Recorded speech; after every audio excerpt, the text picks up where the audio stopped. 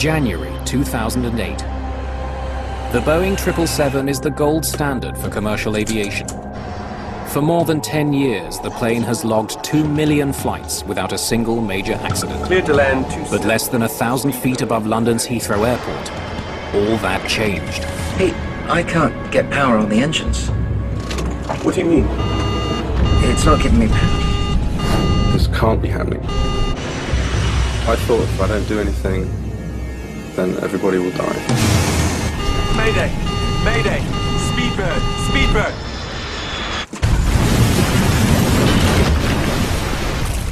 Whatever brought down one of the world's most technologically advanced airplanes can't be found at the crash site.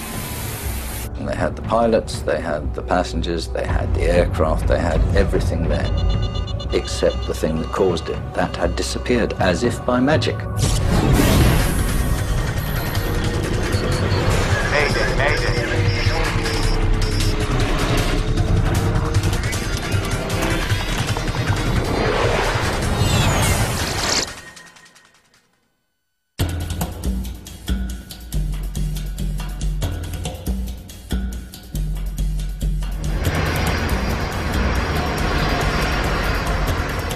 British Airways Flight 38. A 10.5-hour journey from Beijing to London. Captain Peter Burkill has made this trip many times before. I was operating that route a lot. It was one of my favourite flights because it was daylight. You could see the views the whole way along the route. Burkill and First Officer John Coward both have thousands of hours flying the 777 under their belts. It's a joy to fly. She handles really well. She's got modern equipment. The computers are easy to use. She's got the range, the ability to do short haul as efficiently as long haul. For these two, as for many pilots, a day on the job consists of sitting in the cockpit for long hours as computers fly the plane. Powered by two massive Rolls-Royce engines, the Boeing 777 is one of the safest planes in the industry. Nick Harris is flying back to London after a business trip to China. The good thing was it seemed to be that we were coming in early into Heathrow. I was looking forward to getting home to see the family. Flight 38's destination is Heathrow Airport, one of the busiest international airports in the world. Nestled in the southwest corner of London, it's bordered by the A30 motorway. People who live in the nearby neighbourhood of Hounslow are well accustomed to the sound of jets taking off and landing.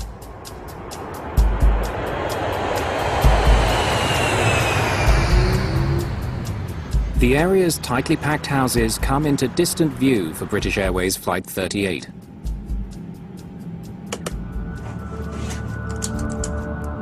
The autopilot is in control as the crew lines up with runway 27 left.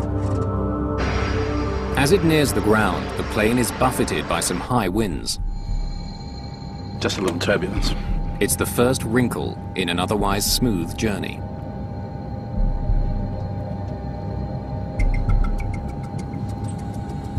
That's not me, that's the auto throttles doing their thing. We were picking up wind gusts of about 20 to 30 knots, and we were fully aware that the auto throttles would be able to cope with that, so they'd be moving up and down quite a lot. You might want to keep the autopilot on a little longer than usual, to let the wind come down. Will do. In turbulent weather, the autopilot can make faster adjustments to keep a plane level than the pilots. 1,200 feet above ground. I'll have to turn that off for now, sir. Sure. Thank you. 2 minutes before landing, Coward takes over flying the plane. You have control? Just as the two pilots had planned. I have control.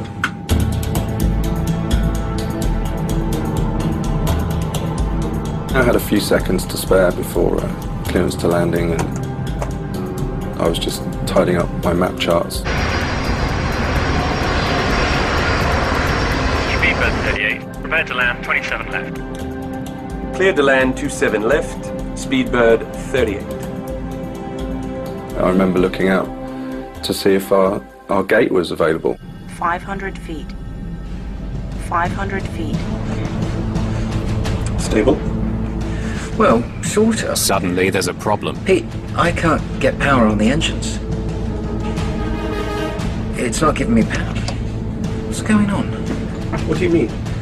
I was looking at the engine instruments and they didn't make sense to me because we were asking for full power, but the engine instruments were not giving us any power at all.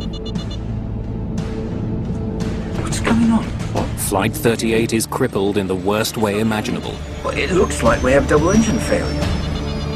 With neither engine providing enough power, the jet won't make it to the airport. With 152 people on board, Flight 38 is falling toward London with only seconds until it hits the ground.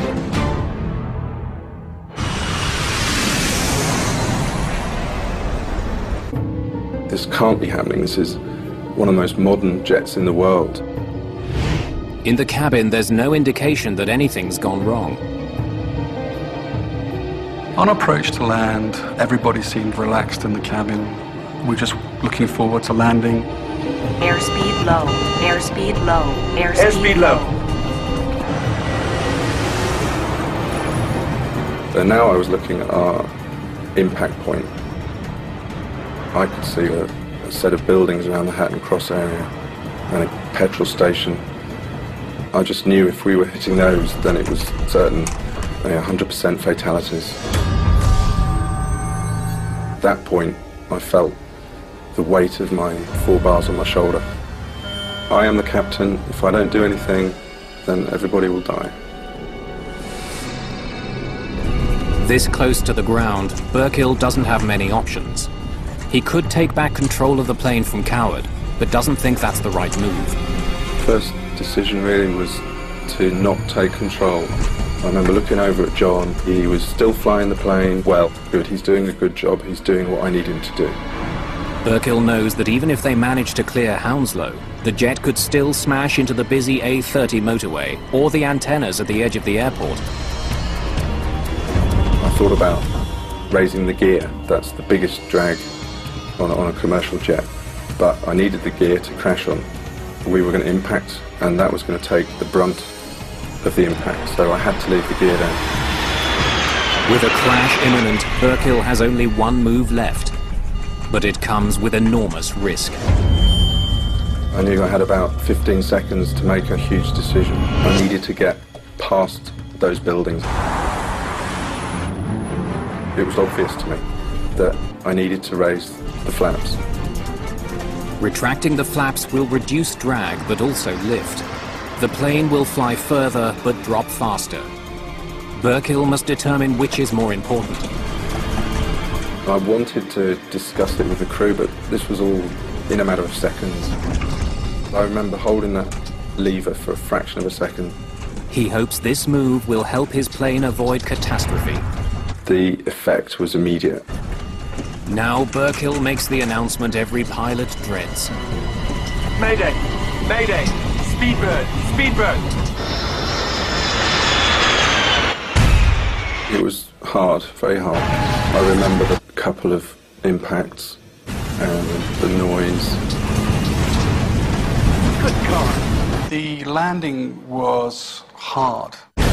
Just a huge bang. The noise, bits falling off the ceiling. Then I also became a passenger because we were now in an uncontrolled aeroplane. We were sliding along the ground and I didn't know what we were going to hit next. And then I thought about my wife and kids and I said goodbye to them. The lights went out. I could hear the wreckage breaking up. And then we stopped. When we actually stopped, I was surprised that I was still there. And then I looked round the flight deck and I was more surprised to see that all 3 of us were unscarred. Everybody stay seated with your seatbelts fastened! And I quickly became the captain again. The crew switches off the fuel, APU fire switch. hydraulic and electrical systems. Control switches. Come. Checklist complete. I then had to look after my survivors. I thought 20% were dead because this aircraft was broken up. This is an emergency. Evacuate! Evacuate! The air stewardess then took control completely. And as she opened the door, I smelt the fuel. We should hurry. And realized that we need to get off this aircraft. The big danger now is fire. Having survived the landing, passengers could be killed if flames sweep through the jet. Jump! Jump! I left all my luggage and just got myself down the slide. Jump! Let's get out of here. I went through the galley and checked the right-hand aisle, and I was surprised to see nobody there. Despite Burkill's fears, there are no casualties.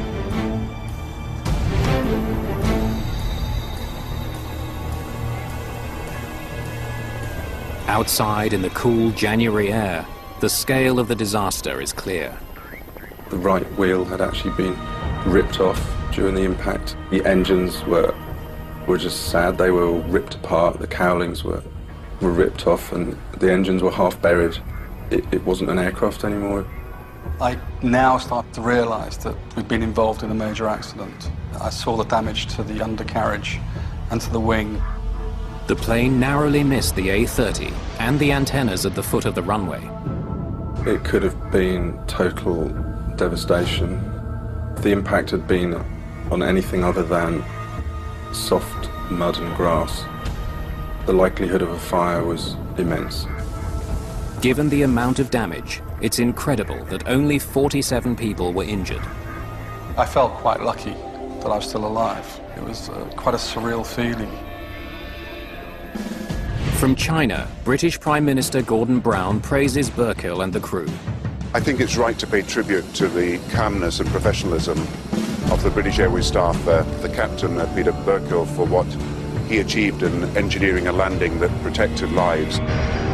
Investigators have some early hunches about what caused the engines to fail.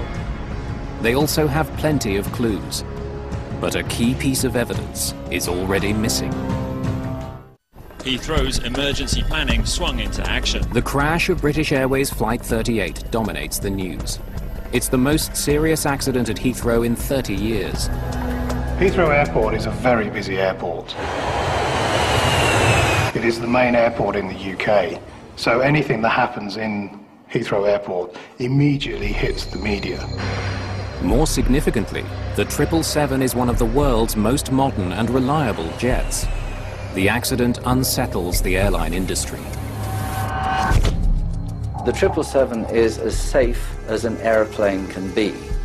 It had such a superb safety record. What on earth happened?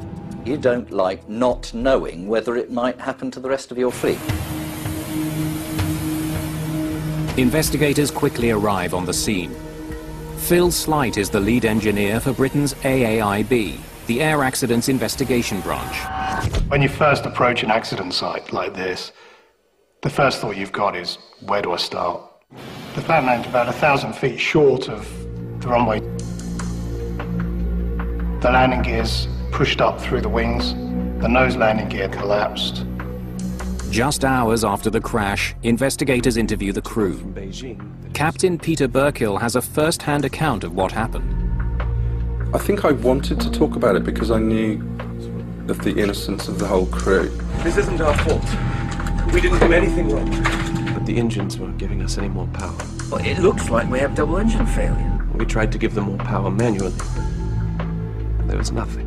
Burkill explains that something had caused both of the jet's Rolls-Royce engines to roll back at the same time, robbing the aircraft of power. Acceleration on both. When you hear something of a double engine failure, you start looking at what's common. What could cause both engines to fail at the same time? So our first thoughts were that it may have run out of fuel. A fuel shortage is rare, but it has happened before. In 1983, a Boeing 767 ran out of fuel flying over central Canada. A mistake in converting between metric and imperial measurements left the plane with much less fuel than the crew thought.